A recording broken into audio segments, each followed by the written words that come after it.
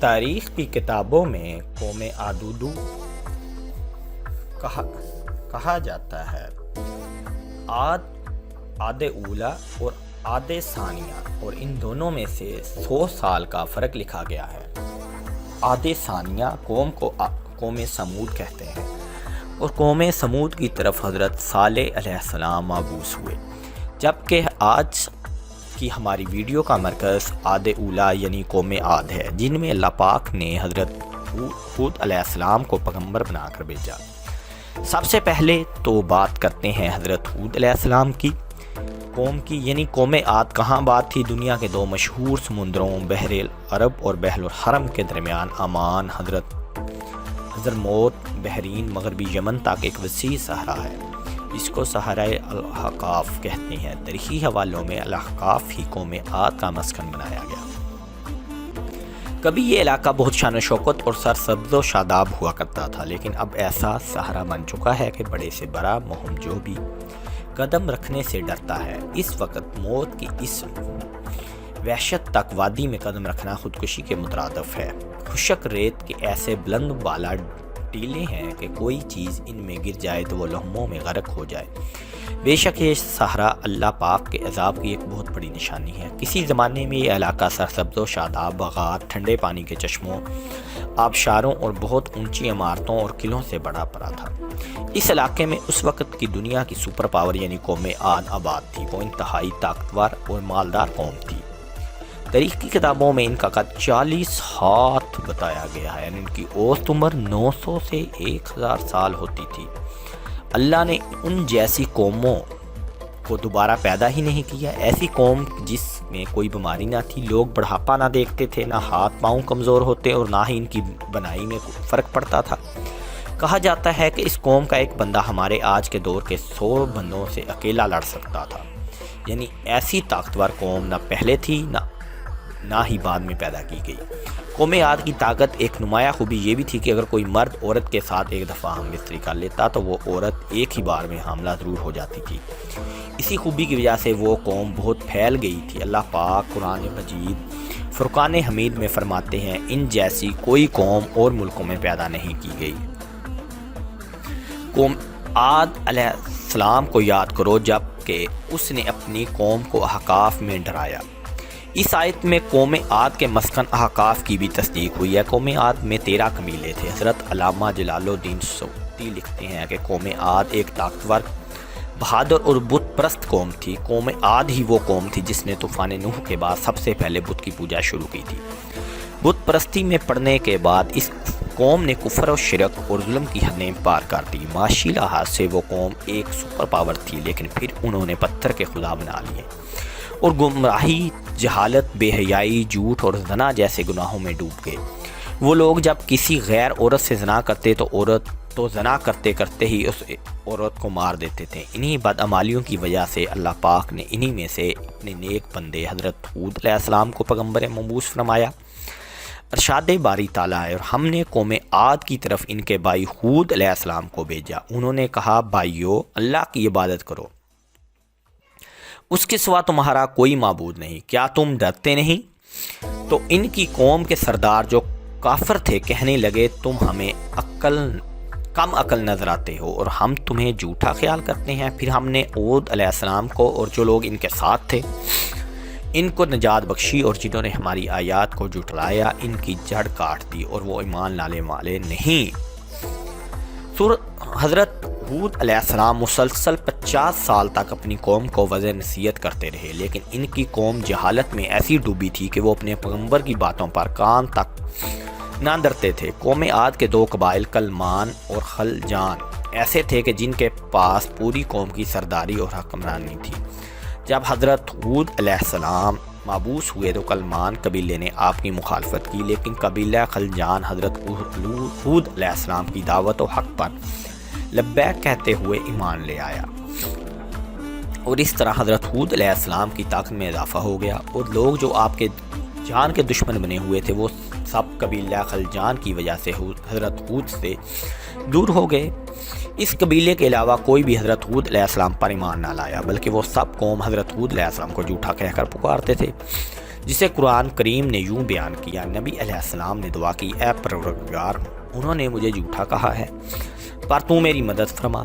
اللہ نے اپنے نبی علیہ السلام کی فریاد کے جواب میں فرمایا، یہ بہت جلد اپنے کیے پر پچھتانے لگیں گے۔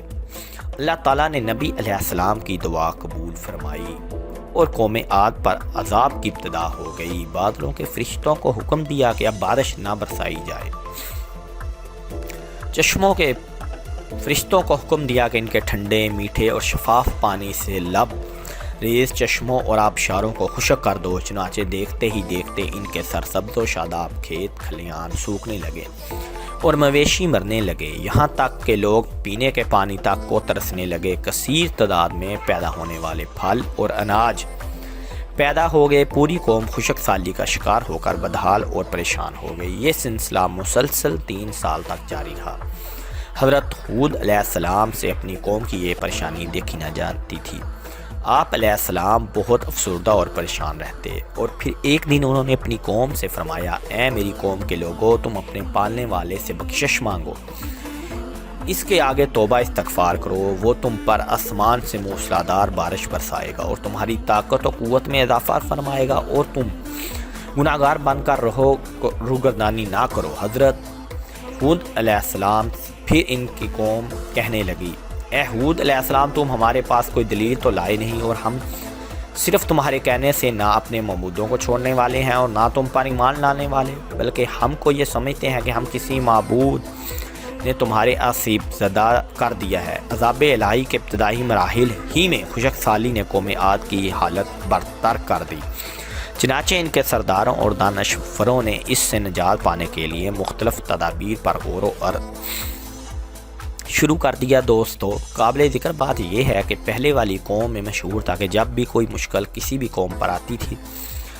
تو وہ بیت اللہ شریف کا ہی رخ کرتے تھے، جس سے ان پر وباؤں کا خاتمہ ہو جاتا۔ قوم عاد کے بزرگوں نے بھی یہ فیصلہ کیا کہ بیت اللہ جایا جائے، چنانچہ 90 افراد پر مشتمل ایک وفد حجاز مقدس کی جانب روانہ ہوا۔ مکہ مکرمہ میں اس وقت قوم عمالقہ کی حکومت تھی اور ان کا سردار جرار بن طارق تھا۔ کہا جاتا ہے کہ جرار بن طارق کی بیوی قوم عاد میں سے تھی، اس لیے جیسے ہی قوم عاد کا وفد مکہ شریف پہنچا تو جرار اور اس کی بیوی نے ان کی بہت خدمت کی اور شراب و شباب کی محفل کا انعقاد کیا گیا۔ حضرت امام طبرہ رضی اللہ تعالیٰ عنہ نے لکھا ہے کہ تقریباً 1 ماہ تک وہ اپنا وفد اپنے مقصد سے غافل ہو کر رقص و سرور کی محفلوں میں مشغول رہا۔ پھر ایک دن جرار بن طارق نے اپنی رقاصہ اور گانے والیوں کے ذریعے سے اشعار میں ان کو یاد کروایا کہ وہ کس مقصد سے حجاز مقدس میں آئے بیٹھے ہیں۔ پھر انہیں ہوش آیا کہ یہ لوگ بیت اللہ پہنچے اور رو رو کر اللہ پاک سے بارش کی دعا کرنے لگے۔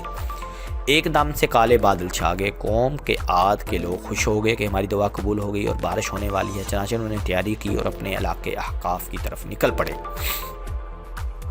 لوگوں کی خوشی کی انتہا نہ رہی تھی۔ یہ دیکھ کر جیسے جیسے وہ وفد اپنے علاقے کی طرف جا رہا تھا، آسمان سے بادل بھی ان کے ساتھ ہی تھا۔ حضرت ہود علیہ السلام نے جب کالے بادل دیکھے تو وہ سمجھ گئے کہ اللہ کا وعدہ پورا ہونے کا وقت آ گیا اور اب یہ لوگ عذاب میں مبتلا ہوں گے۔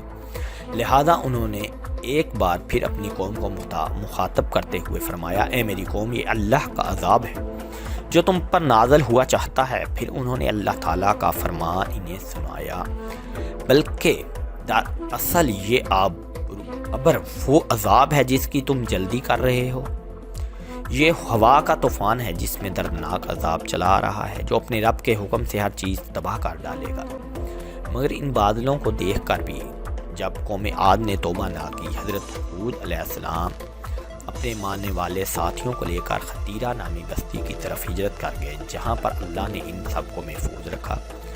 بس حضرت ہود علیہ السلام کی ہجرت کی دیر تھی کہ کالے بادل اور سیاہ ہوتے گئے اور کال طوفان آ گیا۔ قرآن حکیم میں ہے کہ اللہ نے تیز آندھی کا یہ عذاب 7 راتوں اور 8 دنوں تک مسلسل جاری رکھا۔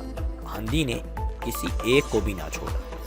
یہ ہریاک کے پاس پہنچ گئی، غاروں کے اندر، پہاڑوں کی گھاٹیوں اور چوٹیوں، گھروں، محلہ اور قلعوں کے اندر سب کو فنا کر ڈالا، یہاں تک کہ احقاف کا سارا علاقہ صحرا میں بدل گیا اور سارے لوگ اور محلات ریت میں دفن ہو گئے۔ نبی کریم صلی اللہ علیہ وآلہ وسلم نے فرمایا، کہ وہ آندھی جس کے ذریعے قوم عاد ہلاک کی گئی، اللہ نے ان پر انگوٹھی جتنی جگہ کے مثل ہوا کھولی تھی۔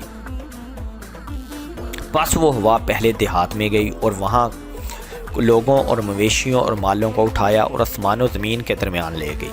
حدیث شریف میں آتا ہے کہ اماں عائشہ صدیقہ رضی اللہ تعالیٰ عنہ نے حضور اکرم صلی اللہ علیہ وآلہ وسلم سے پوچھا، یا رسول اللہ صلی اللہ علیہ وآلہ وسلم، لوگ تو بادل دیکھ کر خوش ہوتے ہیں کہ اب بارش ہوگی، لیکن آپ صلی اللہ علیہ وسلم کے چہرے پر اس کے برعکس تفشیش کے آثار نظر آتے ہیں۔ آپ صلی اللہ علیہ وسلم نے فرمایا، عائشہ رضی اللہ تعالیٰ عنہ، اس بات کی کیا ضمانت ہے کہ اس بادل میں عذاب نہیں ہوگا؟ جبکہ ایک قوم ہوا کے عذاب سے ہلاک کر دی گئی، اس قوم نے بھی بادل دیکھ کر کہا تھا یہ بادل ہے جو ہم پر بارش برسائے گا۔ اس لیے جب بھی بادل دیکھیں تو یہ دعا کیا کریں، اے اللہ پاک، میں اس بادل میں چھپے خیر کا طالب ہوں اور جو شر اس میں موجود ہے میں اس سے تیری پناہ مانگتا ہوں۔ اللہ پاک سے دعا ہے کہ وہ ہم پر اپنا کرم اور فضل کر ہمیں اپنے برگزیدہ بندوں میں شامل فرما دے۔ آمین ثم آمین۔